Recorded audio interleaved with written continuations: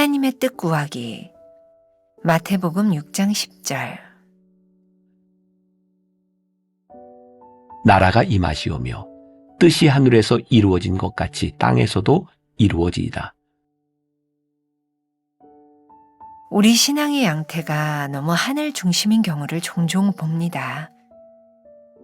올리버 웬델 홈스는 어떤 이들은 너무 하늘만 생각해서 이 땅에 아무런 도움이 되지 않는다고 말했습니다. 하늘아버지를 생각하느라 하나님이 창조하신 세상과 하나님이 허락하신 지체들을 간과하고 있지는 않습니까? 이를 악물고 이 세상의 고통을 참으며 세상을 떠나 천국에 가는 날만 소망한다는 말도 듣습니다. 세상은 잠시 지나는 거처이며 우리는 모두 나그네 인생이라 말합니다. 맞는 말이지만 지나치게 치우쳐 왜곡된 하늘 소망입니다. 주님은 하나님 나라를 위해 우리를 이 땅에 보내셨습니다. 오스왈드 챔버스는 영성을 위해 수도원에 들어가기보다 세상 한가운데서 하나님의 뜻을 이루기 위해 치열하게 싸우며 거룩을 이루어가길 원했습니다. 디트리히 본회퍼도 자신해져서 성도의 공동생활에서 예수님이 자기 형제자매나 친구들과만 사시지 않고 원수들에 둘러싸여 사셨다고 말했습니다. 우리는 악하고 무질서한 세상 한가운데서 하나님께 더욱 간절히 기도하게 됩니다. 보시기에 좋았던 하나님 나라, 창조의 순리가 다시금 이 땅에 회복되기를 간구합니다. 주기도문에는 그리스도인의 책임이 담겨 있습니다. 하나님의 뜻이 이 땅에서 이루어지기를 바란다면 우리 뜻을 하나님의 뜻 앞에 내려놓아야 한다. 하나님이 우리의 나라들을 도와주시기를 바라기보다는 이 땅에서 하나님 나라의 종으로 살기로 결심해야 한다. 하나님은 당신의 자녀들에게 하나님의 뜻대로 기도하도록 뜻을 알리시고 특정한 상황들로 이끄십니다. 하나님은 그분의 뜻을 갈망하며 뜻이 이루어지길 기도하는 자들을 사용하십니다. 실제 기도한 대로 하나님의 뜻이 이루어지는 기쁨을 경험하게 되는 것입니다. 하나님은 이 일을 위해 성령을 선물로 보내주셨습니다.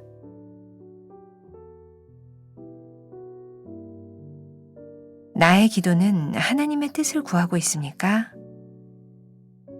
매 순간, 매사에 하나님의 뜻을 구합니까? 세상을 등진 채 기도합니까? 세상을 바라보며 기도합니까? 오늘은 5월 20일입니다. 하나님의 뜻 구하기. 자, 어제부터 우리는 주기도문 말씀 주님께서 가르쳐신 기도에 대하여 공부하고 있습니다. 기억하시죠? 5월 전체 주제는 믿음이고요. 그 믿음을 이루는 한 가지 소제목 가운데 오늘은 하나님의 뜻을 구하는 기도야말로 믿음이다. 이 주제를 가지고 말씀을 나누려고 합니다. 자, 오늘 말씀 본문 마태복음 6장 10절이 이렇게 되어 있죠. 나라가 임하시오며 뜻이 하늘에서 이루어진 것 같이 땅에서도 이루어지이다. 자, 먼저 어제 말씀과 이어서 우리들이 거룩하신 하나님의 이름이 거룩히 여김을 받아야 된다라는 말을 했고, 하나님이 거룩히 여김을 받는다고 하는 것은 하나님께서 욕을 먹으면 안 된다. 그게 거룩합니다. 제가 좀 심플하게 이렇게 이야기를 했습니다. 자, 오늘 말씀을 시작하면서 이런 문장을, 제가 쓴 문장이지만 한번 읽어드릴게요. 우리 아버지는 친밀하시지만 거룩하신 분이십니다. 이러한 하나님 앞에 엎드려 경배할 때 당연히 우리는 그분의 뜻을 구하게 됩니다. 그리고 그분의 뜻이 이 땅 위에 이루어지기를 간구하게 됩니다. 자, 조금 설명이 필요하죠. 우리 아버지. 이 말은 어제 우리가 나눈 것처럼 아주 우주적인 커다란 아버지의 개념도 가지고 있지만 그 우리 아버지가 크신 우리 아버지가 우리 아버지인 거예요. 그러니까 우리가 우리 아버지라고 고백할 때는 친밀함 플러스 우주적인 아버지를 우리들이 고백하고 있는 거죠. 그런데 하나님과의 친밀함이라고 하는 것은 혹시라도 친밀함으로 인하여 거룩함을 훼손하지 말아야 된다는 것을 의미하고 있는 거예요. 가끔 우리들이 이렇게 관계에서 이런 얘기를 하죠. 저 사람 좀 도가 좀 지나치다. 좀 심하네. 근데 그런 경우가 언제예요? 점점 친해지다 보니까, 너무 친밀해지다 보니까 지켜야 될 선을 넘어서게 되는 거죠. 그러니까 우리들의 신앙생활에 있어서 참 중요한 일인데, 우리 아버지를 고백하는 신앙인들에게 하나님의 거룩하심이 훼손되면 우리의 신앙은 금방 타락하게 되는 거예요. 그러니까 친밀한 아버지 앞에 우리들이 이 거룩한 선을 지킬 때 우리의 믿음이 지켜지는 거예요. 그러면 거룩하신 하나님 앞에 우리들이 어떻게 거룩함을 유지할 수 있는가? 제가 조금 전에 읽어드린 문장에서처럼 우리들이 하나님을 거룩하게 믿는다면 하나님 앞에 엎드려 경배하는 것을 잊지 말아야 돼요. 자, 엎드려 경배한다는 것은 무엇일까요? 자, 우리들이 왕이신 하나님 앞에 엎드려 경배해요. 왜요? 그분이 하시는 말씀을 듣겠습니다. 자, 친밀한 하나님과 이 거룩하신 하나님이 동시에 살아있기 위해서 우리들이 하나님의 음성을 듣고 하나님의 뜻을 구해야 되는 거예요. 우리 아버지에게 하나님의 뜻을 구할 때, 오늘 말씀의 주제죠. 하나님의 뜻을 구할 때 그분의 뜻이 하늘에만 있는 것이 아니라 이 땅 위에 이루어지는 거예요. 그러니까 우리의 신앙의 굉장히 기본적인, 굉장히 중요한 일인 거죠. 우리가 왜 신앙생활을 해요? 우리들이 왜 믿음 생활을 해요? 우리가 죽어서 하나님 나라에 가기 위해서 하나님을 믿는 것이 아니라 하나님의 나라가 이 땅 위에서 이루어지도록 우리들이 하나님을 믿는 거예요. 그리고 몇 달 전에 제가 그런 이야기를 했죠. 팔복에 대한 이야기를 할 때 그런 말씀을 드린 거예요. 하나님의 나라를 기뻐하지 않는 사람들에게 하나님의 나라는 절대로 천국이 아닙니다. 어떤 사람에게 하나님의 나라가 기쁨인가? 하나님의 나라가 이 땅 위에 이루어짐이 축복입니다를 믿는 사람들에게 하나님의 나라가 축복인 거죠. 그래서 우리들이 진짜 믿음 생활을 한다고 하는 것은 뭐예요? 우리가 이 땅 위에 하나님의 나라를 이루어가는 거예요. 하나님의 숨결에 나와 있지만 오스왈드 챔버스는 그의 책 주님은 나의 최고봉에서 그런 이야기를 해요. 진짜 영성은 수도원으로 들어가는 것이 아니라 이 세상 한가운데서 사는 것이라고. 오스왈드 챔버스는 수도원주의에 대해서 조금 비판적으로 이야기를 하고 있어요. 우리들이 그런 꿈 한번 꾸지 않았습니까? 수도원의 영성. 이야, 우리도 저 아무도 없는 곳에서 하나님과 이런 친밀한 생활을 이렇게 살아보는 그런 수도원주의. 나도 한번 저렇게 살아볼 수 있을까? 저만 그런가요? 사실 저는 아주 신학교를 다닐 때 그 캐톨릭의 신부가 된다고 하는 신부됨에 대하여 한때 동경했던 적이 있어요. 제가 이제 이 프로테스탄트, 이 개신교 신앙을 벗어난다는 게 아니라 신부가 된다고 하는 그 신비로움. 죄송합니다. 이 말이 이제 누군가에게 좀 누가 될 수도 있지만 실제 있었던 일이니까. 그런데 제가 군목 훈련을 받을 때 신부님, 법사님, 목사님들 같이 훈련을 받고 내무반을 쓰면서 제가 가지고 있었던 신부님 됨에 대한 환상이 깨졌어요. 죄송합니다. 제 경험인데, 개인적인 경험인데 그때 같이 내무반 생활을 하던 신부님들이 너무 공동생활을 못했어요. 너무 이기적이었어요. 굉장히 신비로움은 있는데 함께 살아가는 삶 가운데서 하나님의 나라의 모습이 보이지 않았어요. 그건 신부님들에 대한 문제일 뿐만 아니라 누군가 목회자인 우리를 보면서도 그렇게 이야기할 수 있을 거예요. 저 사람들에게 하나님의 나라가 보이지 않아. 근데 오늘 예수님께서 가르쳐 주신 기도해 보니까 뭐라고 말씀하고 있냐면 하나님의 나라가 이 땅 위에 이루어지기를 위하여 기도하라는 거예요. 그래서 디트리 보네포는 성도의 공동생활에서 한 걸음 더 나아가서 이야기를 하고 있죠. 여러분들 책 중간에 나와 있는 이야기예요. 디트리 보네포는 성도의 공동생활에서 예수님이 자기 형제 자매나 친구들만 사시지 않고 원수들에 둘러싸여 사셨다고 말씀하셨다. 우리들이 하나님의 뜻을 구하는 이 나라는 어떤 나라라고요? 신비함에 쌓여 있는 그런 하늘나라가 아니라 실제 우리들이 살아가는 우리의 형제와 자매 플러스 원수까지도 함께 살아가는 그 삶이 우리들의 삶이라고요. 그런데 이 삶 한가운데서 어떤 기도를 하라고요? 하나님의 뜻이 이 땅 위에 이루어지기를. 그러니까 이 주기도문은 우리들에게 굉장히 힘겨운 그러나 굉장히 본질적인 믿음에 대해서 이야기하고 있는 거예요.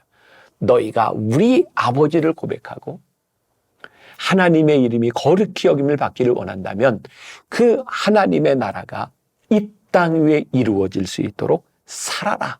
그것을 위해서 기도해라. 그것이 하나님의 뜻을 구하는 기도라고 말씀하고 있는 거예요. 그래서 우리는 아주 자연스럽게 당연하게 하나님의 뜻을 구하는 우리들이 이 땅 위에 살아갈 때 우리는 하나님의 자녀로서 우리 아버지의 뜻을 구하는 사람으로서 이 땅 위에 그리스도인의 책임이 있는 거예요. 어제인가요? 그젠가요? 제가 공공성에 대한 말씀을 나눴어요. 우리 교회가 잃어버린 굉장히 중요한 자산이 있다. 하나님은 우리가 살아가는 이 땅 한가운데서 믿음과 기도를 말씀하셨는데 우리는 이 땅 한가운데서 우리 기독교인들이 지켜야 될 공공성, 공공선을 잃어버렸다. 교회는 더 이상 이 땅에 사는 사람들에게 유익한 사람이 되지 못하고 이기적인 집단이 되어버렸고 자기들만을 아는 사람이 되어서 하나님 아버지를 욕되게 하는 존재가 되었다. 다시 말하면 우리들이 주기도문처럼 살지 못하고 있다는 이야기죠. 이건 저와 여러분들 그리고 우리 교회와 한국 교회에 주는 아주 중요한 반성이에요. 우리가 이 땅 위에 존재함으로 인하여 주기도문을 기도함으로 인하여 우리는 이 땅 위에서 어떤 공공성을 우리들이 만들어내고 있는가? 우리들이 어떤 유익을 주고 있는가?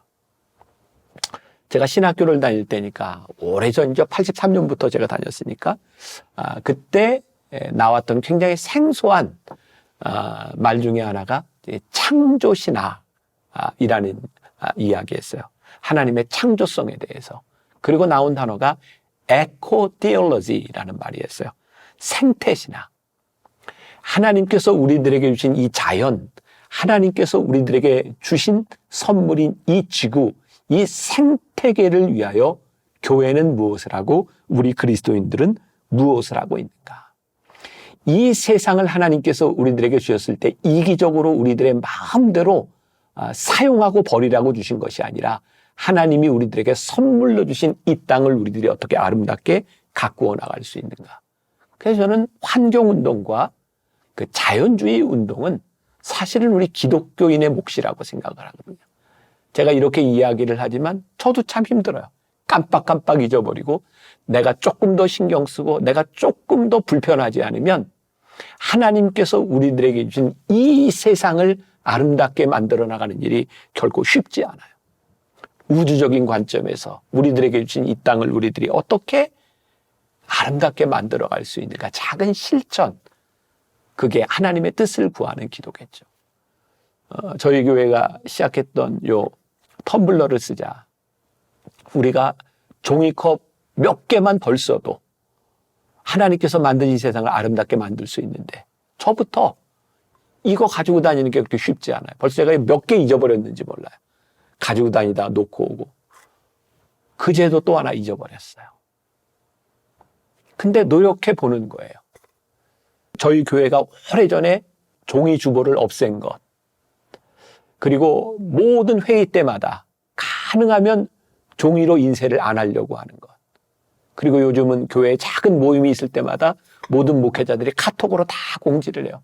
여러분 오실 때 꼭 텀블러 가져오세요. 교회에서 일회용 컵 쓰지 않습니다. 그리고 찬송가 하나라도 우리가 부르는 찬양 하나라도 종이에 복사하려는 것이 아니라 이 카톡방에 올려서 우리 같이 봅시다. 전 작은 노력이라고 생각하거든요. 우리들이 하나님의 뜻을 구한다면 우리들에게 주신 이 나라, 하나님의 나라가 이 땅 위에 이루어지기 위해서 우리들이 어떤 노력을 할 수 있는가? 그게 여러분들에게 도전이 되었으면 좋겠고, 오늘 여러분들에게 작은 실천이 하나 있는, 그래서 하나님께서 우리를 바라보시면서 참 좋다, 내가 참 귀하다 말씀할 수 있는 하루가 되었으면 좋겠습니다. 기도하겠습니다. 하나님의 뜻을 구하며 사는 것 쉽지 않습니다. 내가 조금 수고하고 내가 조금 더 노력하고 손해보고 힘쓰지 않으면 안 되는 것이 하나님의 뜻을 구하는 일입니다. 오늘 하루 힘겹게 우리들의 작은 노력이 하나님의 마음을 기쁘시게 하는 하루가 되게 하여 주옵소서. 예수님의 이름으로 기도했습니다. 아멘.